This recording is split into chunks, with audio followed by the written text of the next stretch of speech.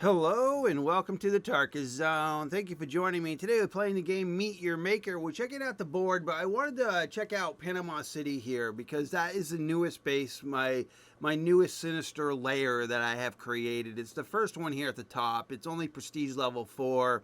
It got 39 kills. Well, geez, it's got to be what, 16 hours? The other bases that are up, the 9,000K Genmat bases, are almost to the point where they're going to be just, inactive because they're going to be using up their Genmat. And the bird cage was the fifth one up, which is right here. So I had the bird cage, I had the gift base, I had Bayport, I had the arena, and I had the hallway going. And as you can see, the numbers are not good at all. I had 11. I only had 4 unique attempts for this base in 24 hours. So for 24 hours, actually, I'm sorry, not 24 hours. It would be 18 hours, right? Because it's not a. So for its time that it was up, for the full time it was up, it was only 4 attempts.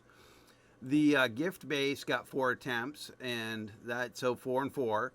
And Bayport got 4, and the arena got 5. So it's they're not the crazy numbers that I was seeing during the 5-day free to play, where I was getting 30, 100, 100 attempts. So really, I wanted to look at the Panama City. So while we are here, it got 39 deaths, but only had 4 attempts. It went from 1.2 to now it's a 4.3. But again, you can't really determine if that's the right number or not with only 16 attempts. And they're giving me 2 brutals and 1 ingenious. So there were 4 individual people in there, but I only got 3 accolades, 2 and 1. All right, so let's look at the other board here, the replay board. And yeah, exactly what I thought. So basically, I had looked at these at 10 p.m. last night. So the last raider I got was 10 p.m. last night. Because I was looking at these because it started getting hit. And the reason why the kill ratio is so low on that new base, that Panama City base, is because people are tapping out. They're getting in there and just tapping out. This person did it, and they didn't tap out. They got it, and they did it in 2. But I watched this video here. They used the perfect combos needed to take on this base. So the person knew what they needed for the loadout, and I watched them systematically take the base down with the right combos that they needed, the right gear combos. And they were in there less than 8 minutes. This person was in there for almost 18 minutes, and they died 30 times. I did watch this one. They never got into the base. They got maybe 1 or 2 blocks in and never could push past those 2 blocks. They died 30 times at the door. But outside of that, I got no activity after 10 p.m. last night. 0 activity. And it is right now 3 p.m. my time, Eastern time.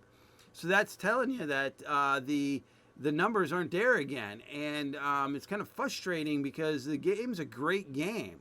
I just don't know what they're going to do to try to get people to play this game because I think it's a great game. And as I have said in a few videos, I think they need to make it free to play again. And I think they need to find their revenue source in another way because it's a niche game. And I think people will come to play it if it's free to play. I'm just scrolling down here to yesterday because this is where we really ended up yesterday, was right here at close to 5 p.m. Yeah, 5 p.m. yesterday. We did get some good activity in the late afternoon yesterday. A lot of tap outs, people not really going through the content. This person did the birdcage, 0 deaths, and they got it, 11 minutes. And then we've got a birdcage one, 0 death, and got it. This is an arena with a person 0 deaths, and they got it, 16 minutes. Another arena, 4 deaths, and got it. And then I've got Bayport where tap out after 3 deaths. Bayport 3 and got it, and then the gift base. So it's discouraging to see that since 10 p.m. yesterday, I have seen no raiders, none at all. It's disheartening. I mean, it's a good game. I just don't understand what they're going to be doing now.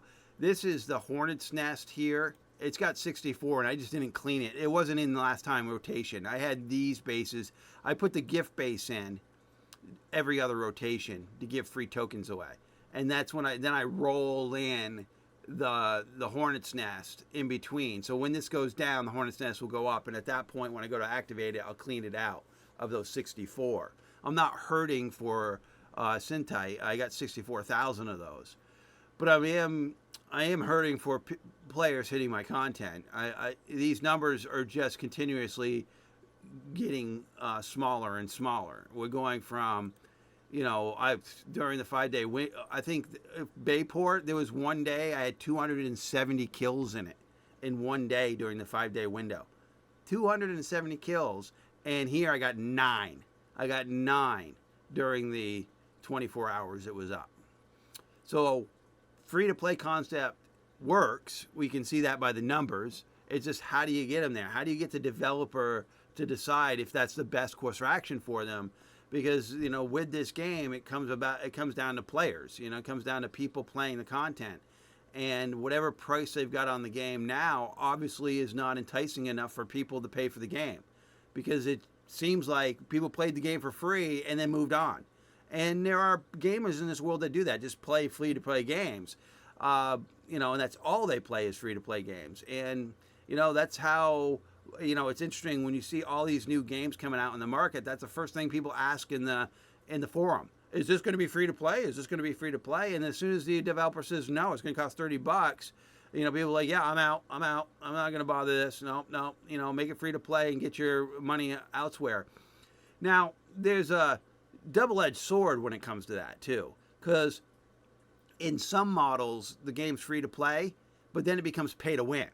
And those models don't really work for the majority of people because nobody really wants to play. I'm going to use Crossout, the game Crossout, as an example. That's a free-to-play game, but totally paid to win. You're not going to compete in that game unless you spend real money. That's the reality of that game. So when I say free-to-play games that work, that more or less is for cosmetics. You buy cosmetics. They could do all sorts of cosmetics with this game. Unique block sizes or tints and sizes or whatever they want to do to make the original textures look different. And somebody might pay for that. Like if you wanted. You wanted the Batman. So I know DC's an IP problem, but I mean, if you wanted a bat symbol on the wall, somebody would pay, $1 for that to be able to put that logo on the wall. I mean, I'm using that as an example. People pay for that stuff, and definitely if you could sell skins for the actual characters in this game. I know they have a post-apocalyptic feel to the gear that you're wearing. But it would be nice if you could look different, look unique or different somehow than everyone else. And people would pay for that. I mean, look at Fortnite. I mean, that's the nut and bolts of that, right? I mean, just looking different than anyone else. People pay for it. All right, well, I got off a little off the topic here about the base results. I'm going to be reactivating the bird cage here. I'll activate it in about an hour. When these other bases go down, I'll try to activate them all at once, so they're just all at once up. The gift base is doing pretty well. I think people are really happy with that base. And that's really it for me for today, guys. Well, thank you for joining me, and this has been the Tarkus Zone.